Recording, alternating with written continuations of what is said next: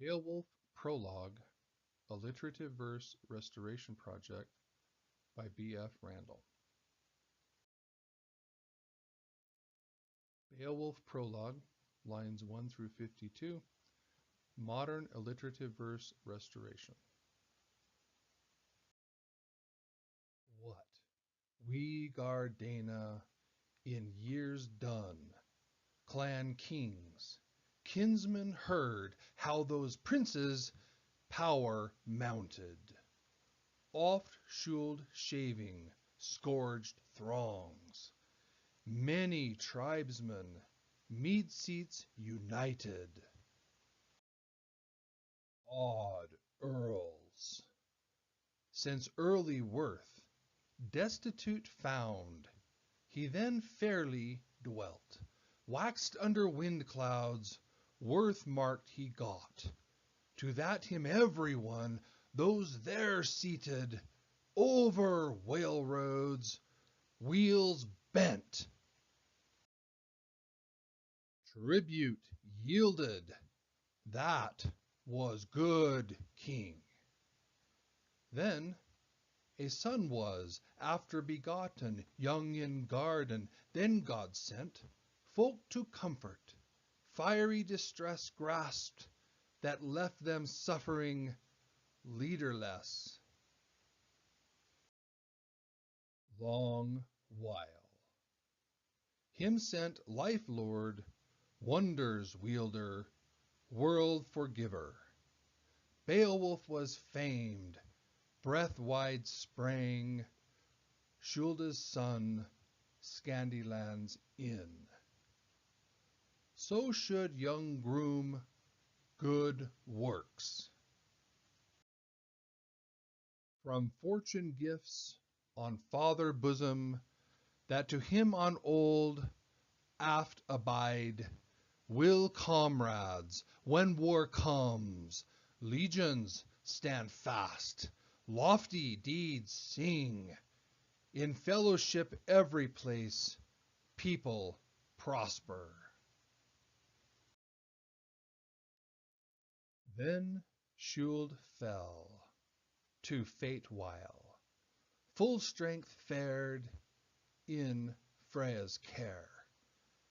They him then bore to Brim's shore, hallowed comrades, as he himself bid, when words wielded, Warden Shuldinga. Loved land ruler long aught. There at harbor stood ship ringed stem, icy and eager oathlings fared, laid down then loved clan king, band bestower in boat bosom. Mighty by mast, there was money much, of far away, fortune beladen, never heard I comelier keel adorned, blood weapons and battle wardrobes, blades and body mail, him on bosom lay, money multitude, that must with him on floods might far adrift.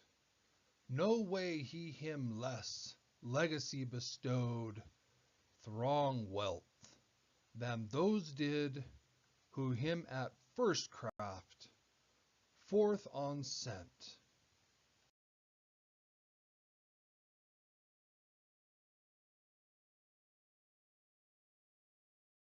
Alone over breakers, being but a child, then got he a seat, standard golden, high overhead, let heaves bear, given to trident king, they had troubled hearts, mourning minds. Men cannot say forsooth, sage scops, heroes under heaven, who that horde seized.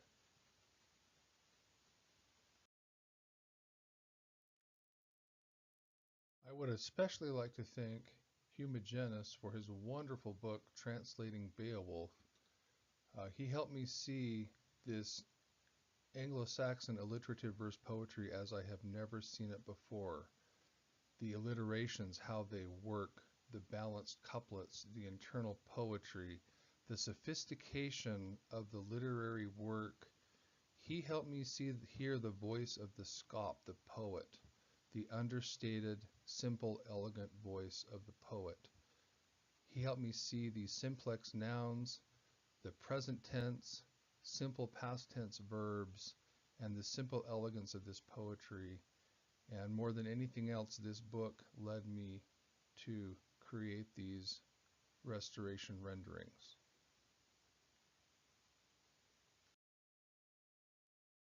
Professor McGinnis helped me see this poetry as very sophisticated, tightly crafted word art, very similar to other forms of Anglo-Saxon art.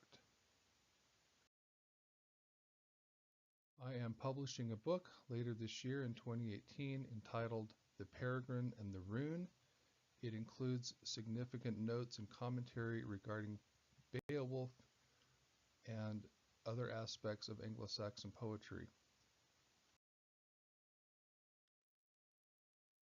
The Peregrine and the Rune includes the Beowulf Prologue, the first part of the Seafarer, the Wanderer, the Ruin, Deor, the Fortunes of Men, selections from the Rune poem, as well as significant literary analysis regarding the Seafarer, the Wanderer, and the Ruin. In particular, the Peregrine and the Rune focuses on potential literary meanings of the standalone rune in the Ruin poem. It's shown right here. Tom Burkett recently published a book holding that this rune is not simply a brevigraph, it is a literary mystery yet to be unlocked. And the Peregrine and the Rune focuses significant time and attention to this question. Thanks for listening, and please subscribe to my channel as I will be uploading content over time in the near future.